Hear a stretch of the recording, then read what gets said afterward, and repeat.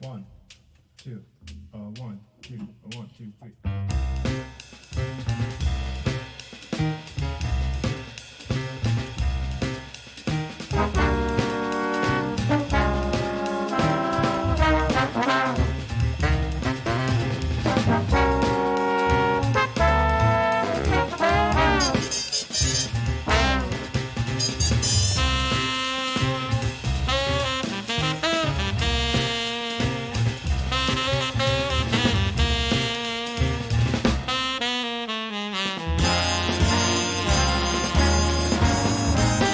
We opened this Bar Crawl Radio episode with New York City jazz pianist Stephen Feifke's Caravan, composed by Juan Tizol, made famous by the Duke Ellington Orchestra, and which Feifke arranged for his own big band.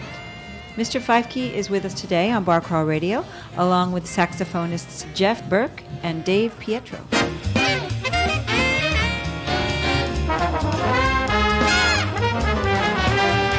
We are recording on the porch of Gephardt's Beer Culture Bar on the Upper West Side to talk about the jazz scene in our city. And so here we go!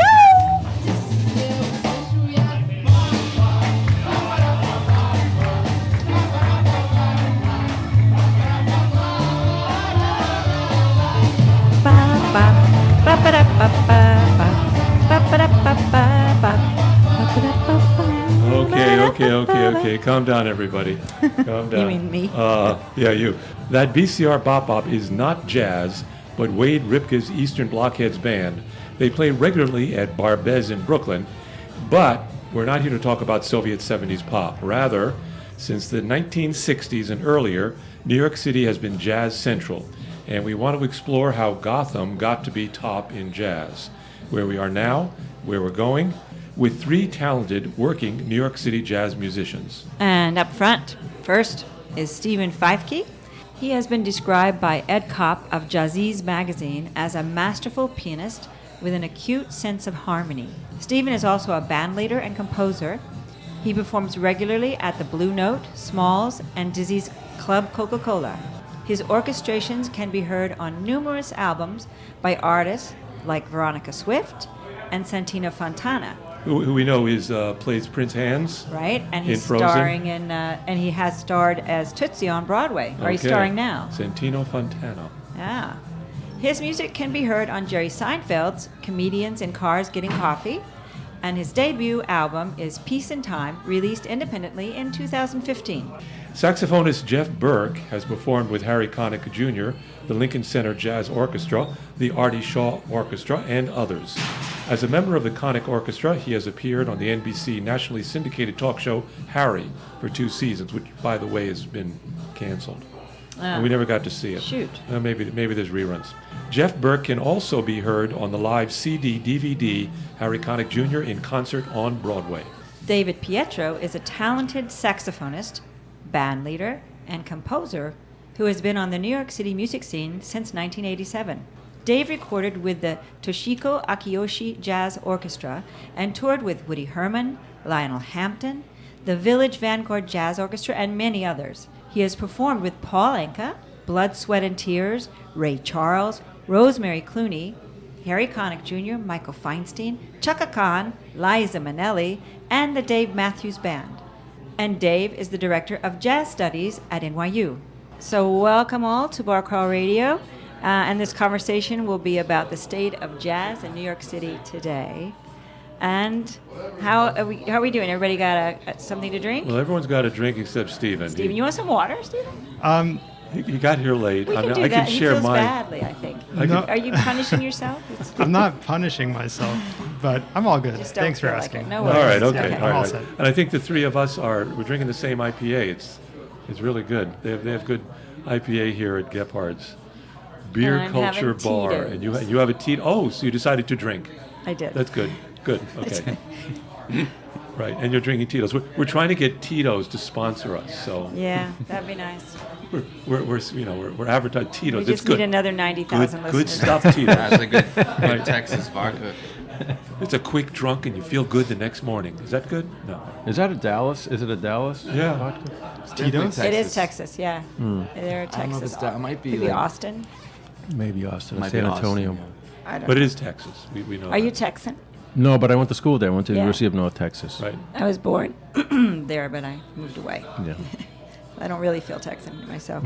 So, Jeff, I heard that you're an Upper West Sider, and you lived there 20 years, and you're the proud dog owner of Doxy. Doxy, I just walked her, in fact. And before you I got here. rescued her from the SPCA in Philadelphia. In Philly, yeah. Alan tells me you have a story. About Doxy? Uh-huh. Yeah, it was a baseball game where I got her. The She Phillies- wandered onto the field. No, they do adopt a pet night. I'll take her. I think they still do it. At that time, there's a player named Chase Utley, who is their second baseman, and his wife is a huge rescue dog advocate. So Right. she kind of organized this event with the SPCA, and we went knowing it was a dog rescue night. My mom called me and said, We got to go. well, she knew I was kind of floating the idea out there. Ah. And so we went, and it was a Red Sox, Phillies, and I spent a lot of time. I grew up in high school in Boston. So Is that a real grudge kind of game no, too? there's Nothing like New York, absolutely right? No, it's not like Okay. New York, Boston. There's nothing no, like that. No. No. In fact, they alternate who wins. It's all Yeah, these are I green. say they're very. Phillies and then the Genteel. Sox. There's no rivalry there. It's not a lot of history. Yeah. They're different divisions and all that. But I didn't go there intending really I didn't think seriously anything would happen.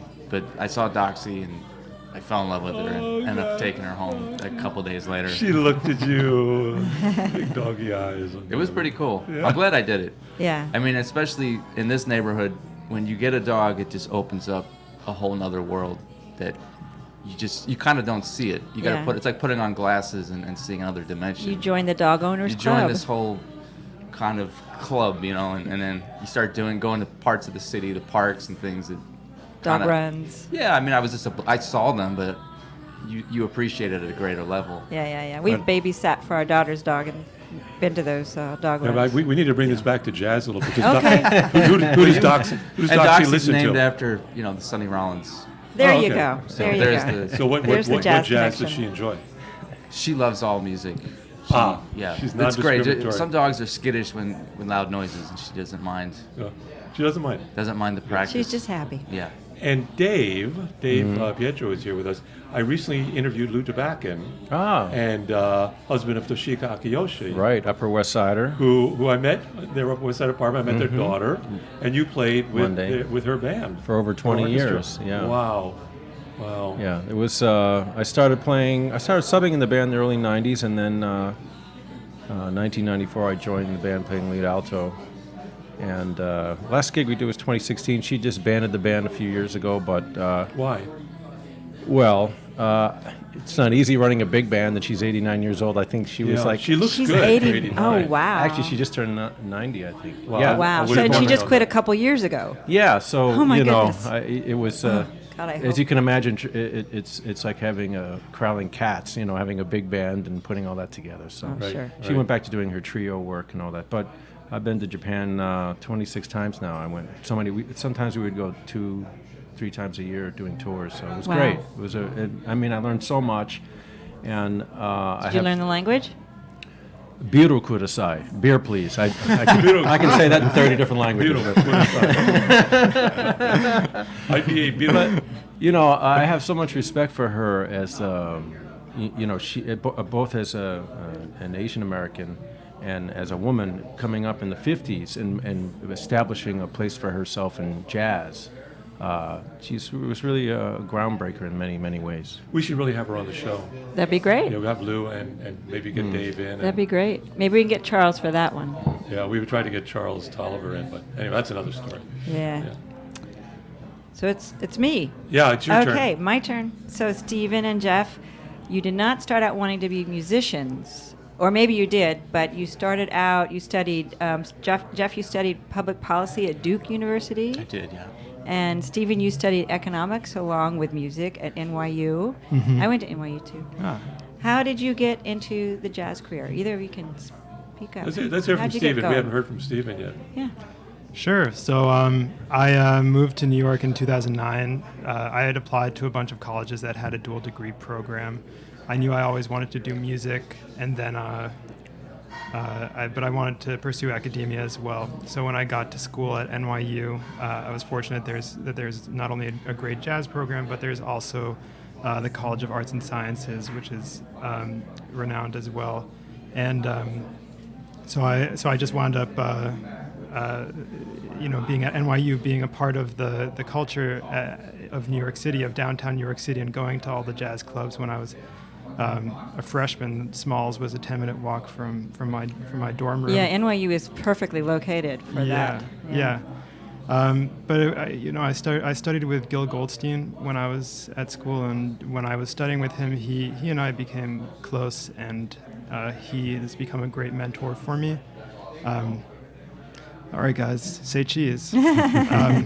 But he, for the listeners, we're taking a quick photo. Taking a quick photo. Yes, we do that. So I became close with Gil, and he, similarly to owning a dog on the Upper West Side, it was like putting on a pair of glasses.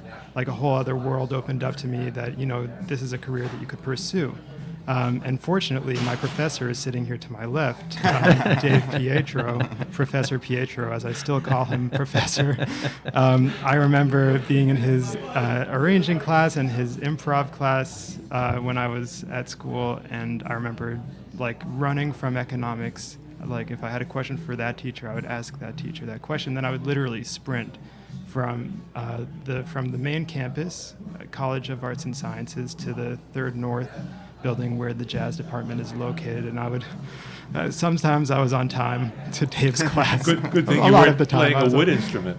Yes, A wind true. instrument, I mean, right? True. Yeah, so it seems to me that your love of jazz music and being a musician Right. just was Sorry, over. I skirted around your question a bit. Yeah, no but, worries. But yeah, I'd always wanted to be a musician.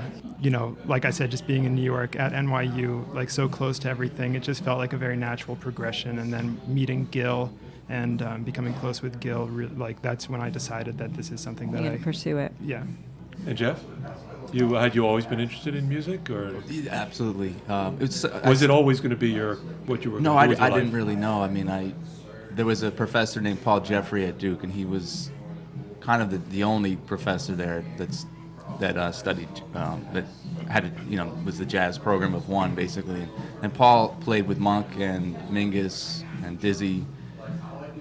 He was best friends with Sonny Rollins. They would talk every How day did on he the get phone. to Duke?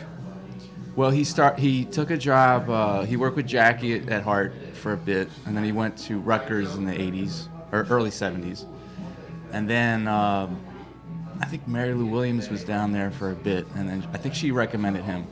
And he went down in 83, and he was professor there until probably 2000, and he was there till he retired. And he passed away about 3 years ago. Right. But And had you been playing the sax before? oh yeah. I mean, I played in high school, but he was the reason I went to Duke, because we had family friends that went and were aware of him. I didn't know anything about him until I got there, and then I was just blown away. And he was basically my mentor. And I mean, I was a public policy major. I didn't do the double major like you. I didn't actually complete my double major. Okay. Just side note. I mean, it was a lot of work, but my plan out of school was I was interning at Jazz at Lincoln Center, and they had offered me a job out of college because they were expanding so rapidly at that time. And so my first experience in New York was interning for 2 summers in 96 and 97. And I was all ready to take a job, but I moved here to go to Queens College for grad school. And then Paul called me, and he's like, there's this music copying position with Harry Connick. You should drop out and take the job.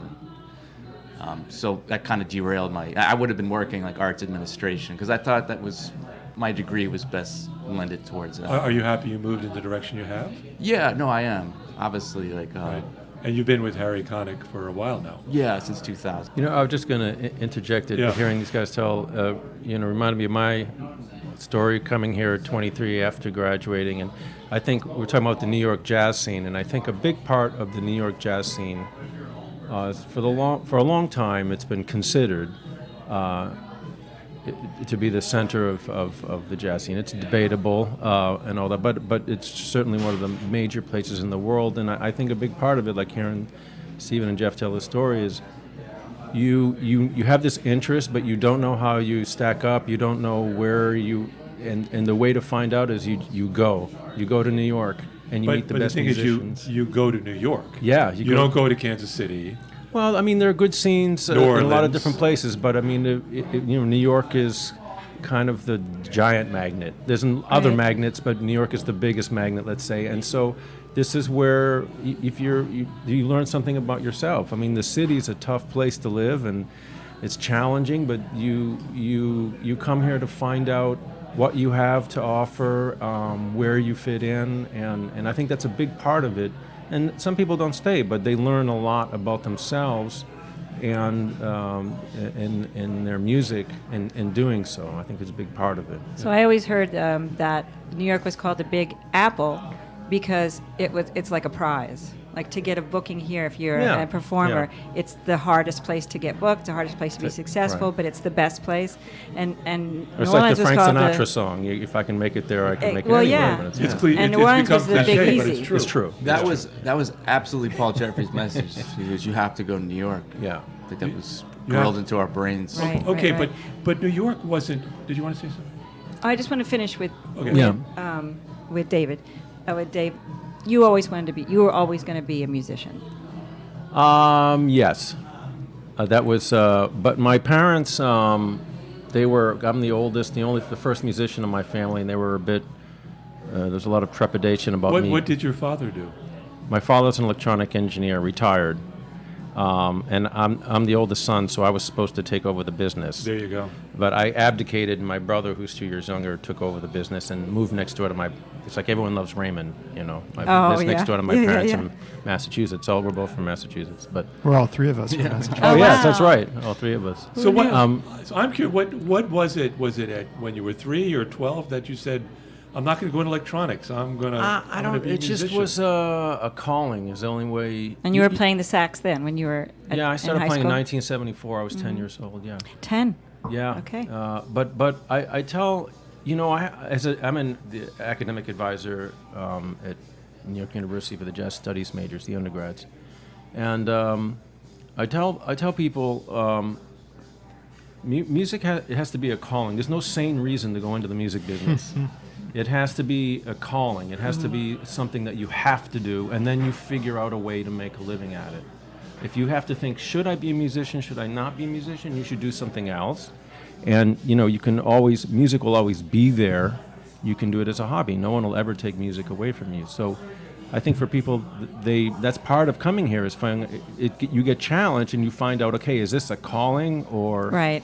is I this think that's just true of a hobby? lot of performing careers. Acting, true, dancing true. is so difficult and so challenging. It has to be something that you think, I can't do anything else. Right. That's it. I just have to figure out a way to make a living at this. Yeah, exactly. Yeah. Yeah. We were talking about New York City as a jazz center, and in preparing for this, I came across an article by Ted Gioia in the Observer described New York City as the epicenter of jazz. And I think we've kind of established it kind of is. If you want to make it in jazz, you come here. It wasn't least for now, It I wasn't guess. always like that. It New wasn't York- always like that, but it's like that for a long time, and there are many that would argue that it's changing now. Like there's a great scene in LA that's sort of a new scene that's sort of budding there, and in Europe and in other places. That New York is not quite the epicenter that it was at Like one point. Paris, not London. Paris, in Germany, and places in Berlin, and places there. London also has an amazing Yeah. Oh, it does. scene. Yeah. A lot of places Right. to play. Cool. But I would think in order to, all right, let's talk about this. What makes New York City that place where jazz happens? I mean, every city's different. You've been to different cities. You guys have traveled the world. Japan is not New York. Tokyo is not New York. Can you describe what is it that's New York City that kind of vibrates with jazz? Is it the subway? Is it The history? history? Is it I the think- streets? Is it I mean, for me, it's all of it. I mean, jazz has always been, a cultural mix, and it's been jazz by itself. The music is a combination of cultures, and very American in this way. And New York is all of that, and New York is also a place where you're challenged, and there's a certain that finds its way into the music. There's an intensity. I remember having a conversation with with Branford Marsalis one time, and he had just moved to L.A. to do Name drop. Yeah, not to. No. I'm sure everybody knows everybody. in I mean, and jazz not to, like I said, things have changed quite a bit. But he had been in New York for a long time, and he was doing the Tonight Show in L.A. And I said, so how are things going out there? And he said, it's just different. It's like you call people here in the middle of the day. They want to play a session. They'll get together. They'll rehearse hard music. Out there, people are like, I have a golf game, or it's too long a drive, or there's an intensity here, and people that I think adds to it. Yeah. Is Jeff? You want to say something? No, I think he's right. The spirit of the city, it's just It is all intense. industries. It just has that intensity to it. Yeah, and Chicago doesn't have it. It does, but I mean, yeah, it's more spread out. The subways don't run as late. I mean, you can. I it all think it plays has to in. do with the subways. It I mean- does. You can get anywhere you need to be. But that makes a big difference if you're starting out here as a young person, wanting to get into the jazz business, and And you want to jump from club to club. and you need to No ride question. The geography has a lot to cheap do way. with it, I think. Yeah. Interesting. Yeah. Interesting. Interesting. Is there a New York City jazz sound? Is there something you identify? I mean, there was the Harlem Slide, which kind of was Harlem. That was a long time ago. Has any of that exists today?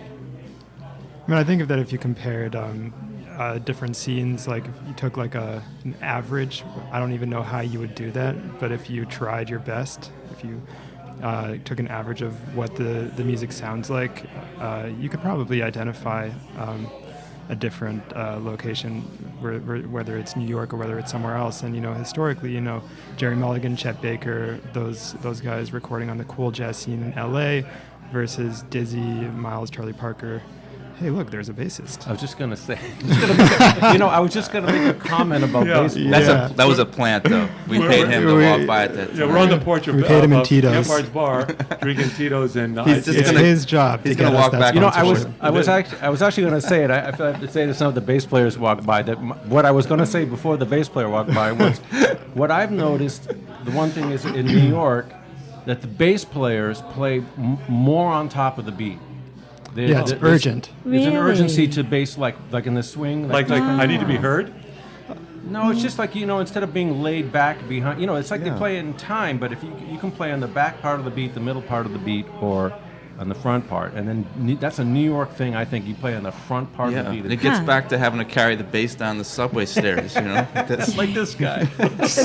You want to get done He faster. probably got off the subway with his bass here. I guess that's what it is. It's the struggle. I actually. There's not elevator. People don't. If you're not here, you have to go Oh, no. downstairs. It's It a big deal. Most of the stations. Or you have just to look not- for the elevator. Yeah. When my friends from Japan came here, I kind of babysat my friend. Just logistics of it worked out that I took his bass for a day. So for one day in my 32 years in New York, I took a acoustic bass all around the city, and I agree with that theory because I was ready to play on top of the beat after one day of Wow. bass. Wow.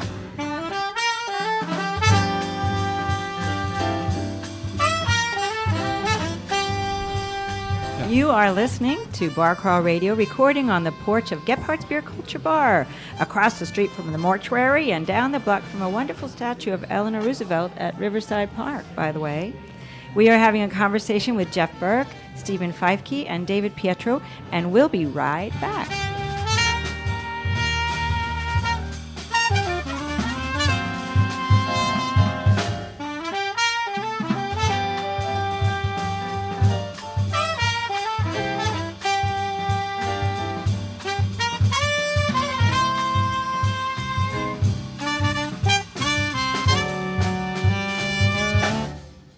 That was Jeff Burke's Jazz Quintet playing in the West Side Community Garden in June this past summer, playing Jeff's version of Roy Hargrove's Soppin' Up the Biscuit. Let's before we move on, let's talk about Soppin' Up the Biscuit, because I was at that concert and I recorded it, and that recording is my setup. I was very proud that I was able to get that sound. It sounded really good. We were outdoors, and luckily the wind wasn't blowing. And to talk about Roy Hargroves, why were you playing him, Jeff? Well, I mean, we're all from the Boston area, I guess, and for me, like Roy went to Berkeley he wasn't there very long, but I mean, he was a local. I mean, everyone in the area, and especially in the early '90s, like they were the crop of young jazz musicians coming up, and they just infused the whole scene with this energy. And so I always loved Roy growing up, and he was a big reason why I pursued being a musician. And at that time, last summer, he had only passed away. It wasn't that long. It was maybe 6 months. It was October, Before that November. concert. Yeah, and Yeah. I had seen one of his last shows in London. I think it was the Jazz Cafe or somewhere, and I can't remember, in Soho it was just transcendent, and I had not known it would be my last time seeing or hearing him. And when we came down to putting this program together, I just kept coming back to Roy's tunes, and I said, well, why don't we just do a tribute, and it seemed apropos. So It was, and I run Upper West Side Radio also, and we've been playing very different pieces of that concert during the day, and I recommend anyone to, because it's really wonderful. And there's a wonderful piece you played right at the end, that was a Roy Hargrove cover. yeah, it was a Sam Cooke. Sam Cooke, he Bring It plays the Home to cover. Me, I think, or It was a religious piece. well, it's Had a kind of religious feel. it's to it, more of a right? gospel. Gospel, yeah. right, But he yeah. would that was one of his. He would always close out his shows with that. Yeah, And yeah. he had his own kind of arrangement of it, which is amazing. I am wondering, who are your inspirations? Who do you go to when you're arranging or you're doing a riff, Dave? And it's like, who do you model, if anyone? Well, there are so many people, to be honest with you. It just depends on what music I'm working on and where I'm at. I mean, it could be Gil Evans, it could be John Coltrane, could be Cannonball, could be Miles Davis, could be Puccini, could be Stravinsky. Yeah. I mean, really, inspiration, and not even just musicians. I mean, it could be, poets or books I've read. Or what. I mean, inspiration is all around, I think, It's just a matter of being open to it. So I mean, I think so jazz is more than just the music. It's you're being inspired from all over. I guess music is always inspired. Jazz from, is a way of life. I mean, Talk about jazz that. is life. No, because here's the deal. I mean, in jazz, you have a form, you have a melody, but then really it's a form. And then you sort of improvise within the form. But that's what life is. I mean, we have a form, a 24-hour day. We're going to live, a certain life expectancy. And within that form, we improvise our lives. And so that's what I'm saying what I mean when I say jazz is life, is that we have a form and we're improvising within that form. And every day is different and every tune is different, and you can play the same tune, have the same it's a Tuesday, and something different happens. Some of the same things happen, some different things happen. Right. Boy, What I wish I could play jazz. I wish I could do that. It's so cool. I mean, so you're watching a movie and it really, you get turned on by some weird movie, and it kind of then it gets into your music. Yeah, exactly. That's Right. true. Yeah, like Cinema Paradiso. I just saw Cinema Paradiso. That's an amazing. The new that's Plaza I'm Cinemas. Italian, so that's my Is that I Want a Beer in Italian? Or It means Cinema Paradise. I just saw it. So, It's Stephen, weird what- you should say that. What about you, Stephen? What are your inspirations? When I was growing up, my first record was the Atomic Count Basie, and then I got a Wynton Kelly Sextet record, and then I got a couple of McCoy Tyner solo piano records, and then I just kept digging and digging and digging, and similarly to Professor Pietro over here, I love Gil Evans. I love big band writing and orchestral writing. Some of my favorite current writers are Vince Mendoza, Jim McNeely, Darcy James Argue. Going further back, I guess Bob Brookmeyer, Thad Jones. I'm becoming the close talker. You're the close talker. Yes, I've noticed I that. am. No, it's nice. Keep doing that. It's good. it's soothing. Yeah. Yeah. Yeah, it's like I don't have to kind of strain to hear you. Right, but seriously, as Dave was saying, the influences come in from everywhere in your life, and jazz is life, and your life influences your playing, and jazz is really just an expression of who you are and the sum of your experiences thus far, and maybe what you hope to and plan to or don't know you will experience in the future, and you're making things up in the moment. So everything that you experience kind of goes into your playing and becomes a part of your your musical identity, your identity as a person. So if you're unhappy about something, do you play? What did you say on the downbeat at the end of the beat or something? Like, does it sound different? Do you think? I mean, I think that emotions definitely influence music. However, I think that when you are playing and when you're like truly in the moment, playing, whether it's by yourself or whether it's in a group, whatever the setting is, that it's very one of the greatest feelings, in my opinion, in the world is just playing music in the moment, and you get lost in the music, and it becomes one and the same. You know, I don't think that there's a separation even between who you are as a person and who you are as a musician. I think it's the same. Is there a loss of time? Does time kind of halt for a second?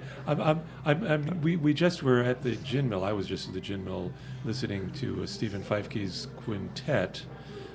You were on the piano, on the electric piano, and I'm sorry I couldn't pick it up as well as I wanted to. Next time I will. But my curiosity is, like, as you're playing, are you thinking about your fingers, or do they just Move. go? I mean, when I type, I don't think about typing. It's just like I have an idea, and I think their it kind fingers of gets just put down on move. the page. You're not thinking about I got to put the finger here or there. No. It just blah, blah, blah, it just comes No. out. I mean, well, a couple of things. One, I would say about playing with sadness, like starting with sadness. Sometimes I played some jazz and sadness and rediscovered my happiness in doing that. So it's Professor. not necessary. Well, it's No, not. it really is. It's not necessarily about, okay, I'm feeling so sad. It's like you let go and you play and you're in the moment, and all of a sudden you find joy again. Right. So Right. Even though you're sad. even though you started out sad, you may Yeah. not end that way. And the other thing is, about this, are you thinking this or that? I mean, for me, when you're really playing, it's like a meditation. It's not a conscious thing, it's an unconscious thing. I always say that, talk to my students about the difference between like playing and practicing. Practicing is a conscious activity where I'm going to try to, I need to play this shorter, or I need to play this, cleaner, or I need to work on this. And you're and that. working on your Yeah, and breath. and playing is an unconscious activity, and I tell my students, put your default setting on discovery and leave it there. And That's true. it's, I got an A for remembering that. very good. I can relate that to being an actor. It's like it's like the best time is when you don't think about what you're doing, instead of like the judge on your shoulder. That's exactly saying, it. Oh, you're not very good right now. Right. So if you could kill that judge. Right. So that happens in jazz too. Yeah. And I think, to your point you made about the arts, I think in any art, I was watching, I've been in we're talking about inspirations. I've been on a YouTube Marlon Brando thing lately, just like watching Marlon Brando. And Missouri Breaks. Have you seen that one lately? Yeah, I haven't seen that one, but Okay. it was the whole thing about just losing yourself in the part, in the moment. He had that ability. That's why they consider him to be the greatest actor, because Right. he wasn't thinking. He was that person. Right. He didn't even want to memorize lines, right? He I just heard wanted he them had the lines to fed him. into his ear, I heard. Yeah, So- or written on big scripts. or Written something. somewhere. Jeff, what about you? Inspirations. I know we're kind of He getting surprised you, didn't he? Yeah. No, I'm just thinking about Jim Mill and feeling your fingers. Like, there's been some nights where I had way too many beers there, and I'm struggling to feel my fingers. But Well, you could be came too out much in somewhat. your unconscious too. There's an amazing bartender in there, James. does yeah, these yeah. Deluxe cocktails. At the and Gin Mill.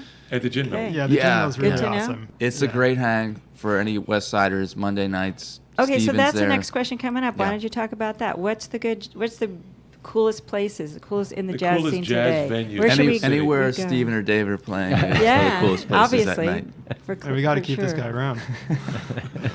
Now, I was actually thinking when I moved here, the scene. Or what do you like? Well, go Tuesday ahead. nights was Cleopatra's Needle in the early 2000s. They closed, you know. Wow. Well, they did. But at that time, it was Julius Tolentino, Jeremy Pelt, Jeb Patton, sometimes the Strickland brothers. Like the Tuesday nights, that was the best session. At Cleopatra's Yeah, Needle. that was the best session. You're talking about the original Cleopatra's Needle, or the one that The one over here, up here on 92nd. because Yeah. they moved downtown But they a little were, bit. But they Oh, I were didn't know there that. since Yeah. since. But the for Jazz 20 Club years, has been there for a at least, long time, yeah. and they closed. And we were just talking about how these great neighborhood bars, restaurants Yeah. are closing. It's the landlord. And Cleopatra's Needle. Yeah, Eric Lewis would come up. Winton Roy would come up. Really? Some nights. Tuesday nights was like the best night. Tuesday Because we live nights. right around the corner from Yeah, Cleopatra's yeah. Needle. Well, we're just down the block from there. But places close and places open. So Yeah. I mean, Yeah. the New York, there's more. I think there's more clubs than ever. Quite frankly, I could be wrong. I might be speaking. I was out of turn thinking here. about that. I was thinking, well, I'm going to be the old guy in the panel, so I'm going to have to really. That's why we brought you on. So we know you'd have some history. Well, and I would have to agree with Jeff. I was thinking, well, some things have gone away, but new things have opened. I think, in that respect, there's still a very healthy scene, and there are places to play and all of that. Some of the other economic things have changed. I mean, some of the bigger clubs are more corporate owned and all the stuff that we were talking about earlier, but still a number of places to play and very healthy scenes like Smalls and places like that where there's still a lot of development and exciting new music happening. But I think like, what Steven did is he created a scene in a bar. Like, Let's talk Yeah. about the gin I mean, mill. he made that happen because for years I wondered if there could be music here, and then they had this room in the basement. That's actually it's a beautiful room actually, and it was really just used for private events. Is that right? Yeah, 100% right. So I was approached by Andrew Neasley, who's a great trumpet player, music director, arranger. He would be a great candidate for this show as well. And he is really the driving force behind having the series downstairs at the Gin Mill. And he approached me and he asked me if I'd be interested in running a session. We talked about the details, and we've been running it for the past year and a half, a little over a year and a half, like almost a year and 3/4 now.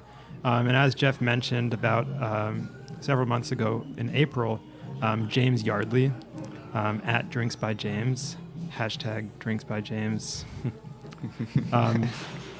He came in and he does these amazing cocktails, and he just dived into the spirit of what the speakeasy downstairs at the Gin Mill had become, and even the menus there.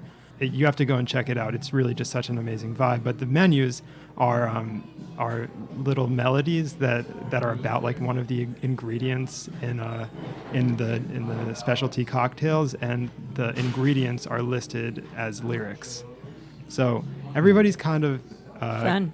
Yeah, it is fun. Everybody's come together between Andrew and James and myself, and also Dave and Jeff by playing at the session, by coming and hanging. The session's really just been building over the past year and a half or so, and it's just it's awesome to be. I've never been a part of that before, and it's not usually something that I've even done. I lead my own projects, but to be the part of developing a series has been something that's been very new and very exciting, and I've learned a lot from doing it. And it's like You learned a lot musically or business-wise? Sure, both. Why not? Okay. Why not both? But You do have some economics in your background, you'll recall. yeah. Let me just open up my notes. But yeah, I also the first time that I went to the Gin Mill, I was playing a private event downstairs in the speakeasy, and I was like, wow, this would be a cool place to have music. And it was just serendipitous that about 2 weeks later, Andy approached me and said, "Do you want to do this?" I was like, "Okay, sure." So is this once a Why week? not?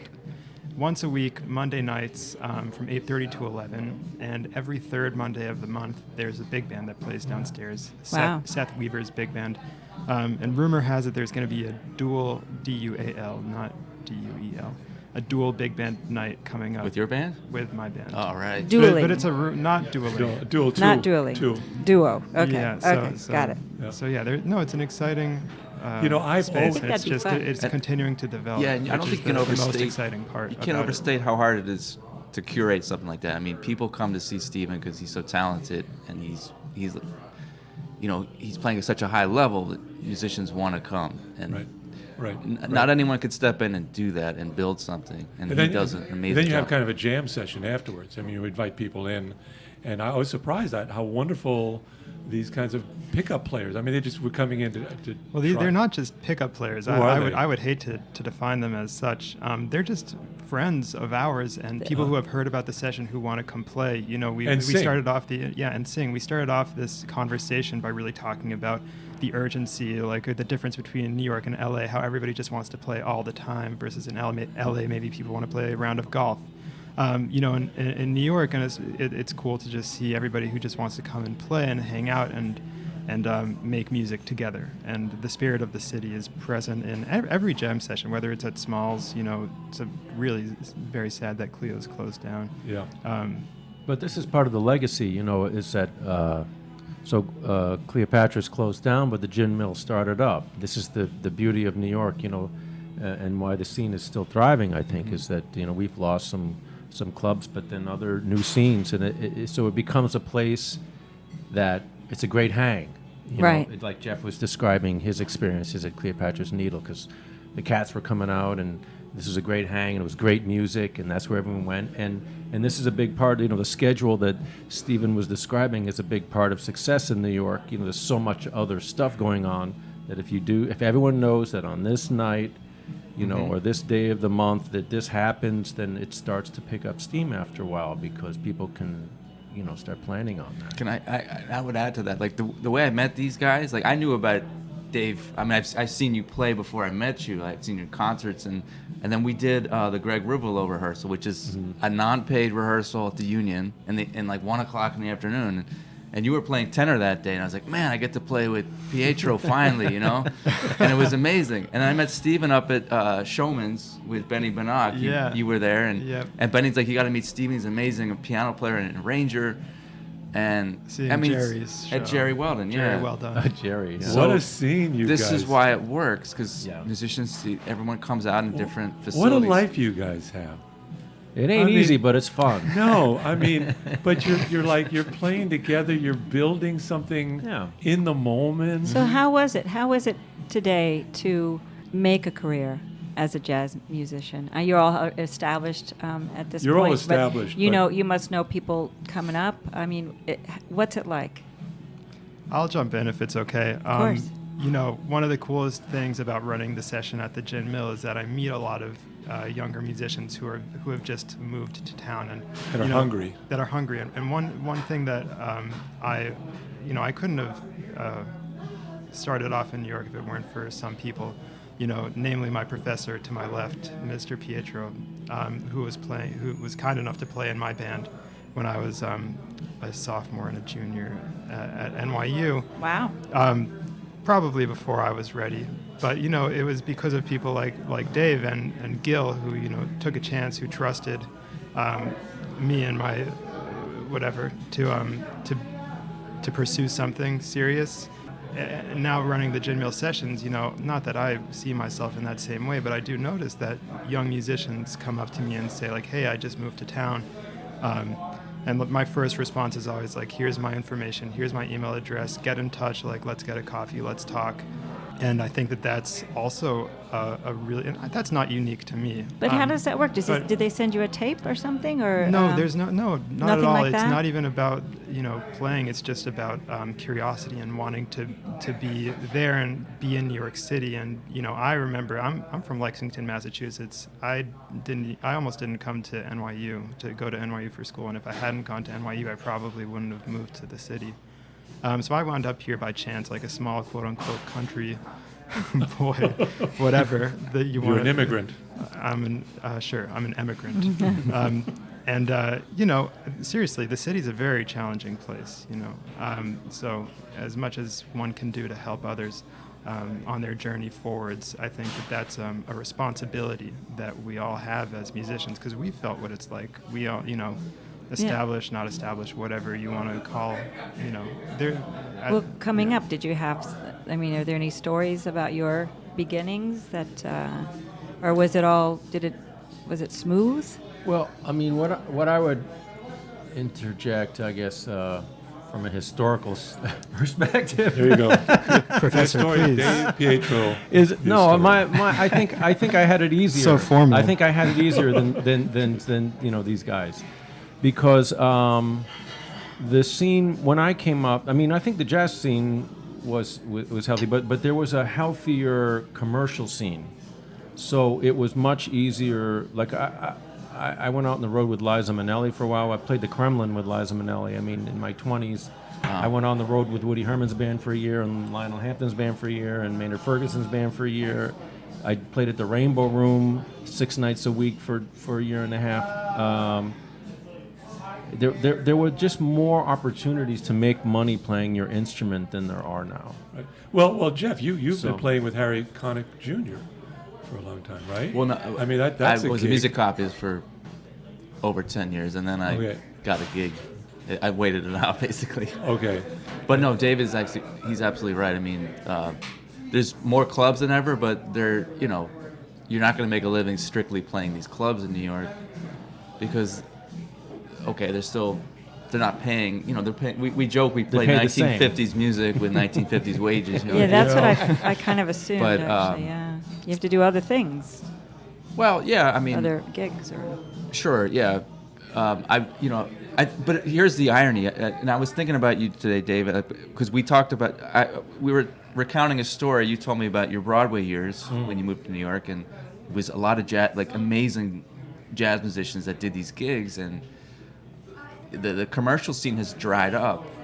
But I think one of the benefits of that is all these musicians who would have pursued the commercial gigs are teaching now. They're professors, and the college scene has exploded. I mean, it's just massively improved. I mean, there's so many options now to get trained and to come out of school with so much knowledge and ranging all across the country. It's not. There used to be just a few players in town, if you were choosing schools coming out of high school. But now it's grown so much, and you have an influx of young, extremely talented and informed musicians coming out of schools more than ever, and I think that trend will continue. Okay, and Dave, maybe you can speak to that. You're the director of the jazz studies at New York University. Yes. I mean, do you see budding talent coming up? Of course. I mean, I have colleagues who are like, all right, so you're teaching jazz studies, like, why? Because there's no way for anyone to make a living, and this sort of dark. And I mean, I'm inspired by my students because even in spite of the headwinds that they might have, they're so passionate and so talented and so driven that this is what they have to do.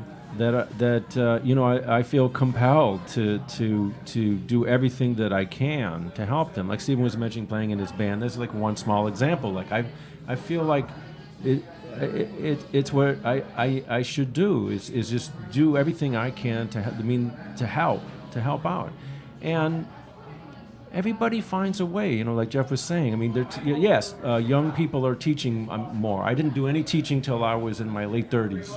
I didn't have to. I was doing a lot of gigs. But now people are teaching right out of school. But okay, so that's how they make their living. And they're still able to do their music, and they're still able to live their dream and do what they want to do. And that's really what anybody wants, It's true. It's true. That's a very interesting idea. So the jazz is coming out of the university now. It's kind of coming out of the training part of it. Yeah, I mean, I was kind of on the cutting edge of that, where like before me, not many people had gone to school, and then I went to North Texas, which is one of the biggest schools, and like since then there's been a lot of. Yeah, that was one of the top. That was like the big three. It was like North Texas, Berkeley, and maybe Indiana for years. Or Miami was another big school. Miami, that's right. Wow. But then I came to New York, and I got my. I waited till 35 for my graduate degree, but I say my real graduate degree was when I moved to New York and sat next to Frank West and Jerry Dodgen and Toshiko Akiyoshi's band. And I never took a formal lesson with either of those guys, and every time I sat next to him was a lesson not just about music or how to play the saxophone, but about life. That's where you got your PhD. Yeah. That's like Bobby Purcelli sitting next to him at the garage. I did a big band there for years. Wow. And his sound was ridiculous. All right, so what are you all doing today?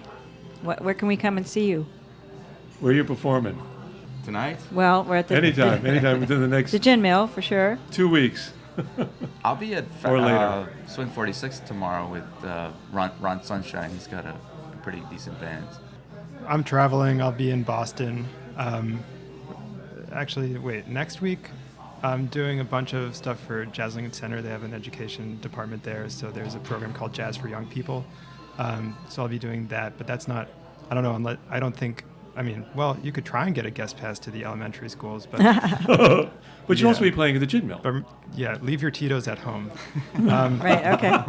Then after We never do. Note taken. Then after that in Yeah, Boston. really. Flask is I'm about. sorry, I got ways of doing that. Yeah, but seeing as this is the Bar Crawl Radio, if I could give one last plug to the Gin Mill, just come out, see what's going on there, check it out. Every Monday night, 8:30 to 11. I'm there most Mondays, and on every third Monday, it's Seth Weaver's big band. Andrew Neasley's there. James Yarden is there with the Drinks by James specials. Gin Mill Speakeasy at 81st Street and Amsterdam Avenue. So it's right there. When you get inside, just don't get perturbed. Like, you got to go downstairs because you're gonna see a lot of people watching sports and stuff. And Oh, okay. so look for the sign and walk downstairs. Listen for the music, basically. And what about you, Dave? Dave? I'm playing tomorrow night at the Zinc Bar. Ah. We all made a dectet at 10 p.m. and then there's at the bar next door a couple of weeks. And we are ending with this conversation with a recent performance by Dave Pietro at the Gin Mill Speakeasy with the Stephen Feifke Quartet. They're playing a counterfact of I Got Rhythm. Tell us counterfact. Contrafact. Contrafact. Contrafact. Sorry, I'm ignorant. Contrafact. Now you're educated. What is that? Contrafact? Professor, you want to discuss a contrafact? Or Well, a contrafact is a melody that's written over the chord changes of another melody. For Okay. example, Donna Lee, famous song Donna Lee by Charlie Parker, is written over the chord changes of the old song Indiana. Okay. There you go. Okay. Here it is. So this is written over the chord changes of I've Got Rhythm.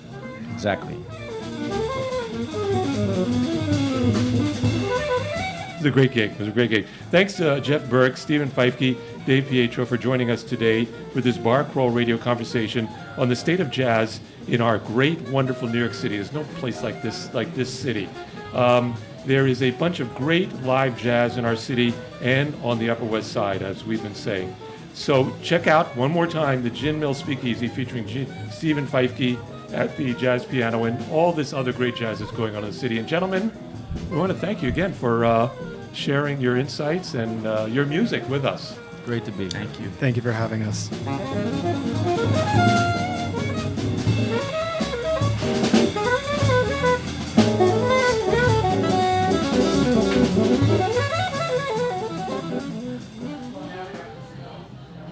There you go.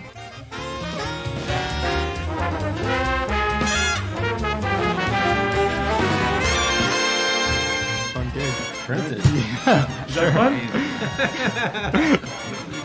Thank you, gentlemen. That was a good show. Yeah, I'm really sorry I was late to this. You weren't late. You weren't late. No, it was cool. It's not. We It's had not the live Jazz radio. thing. You can't. It was jazz time. Yeah, jazz time. The Jazz Times. I was more offended you didn't have a beer. That's what you did. Yeah.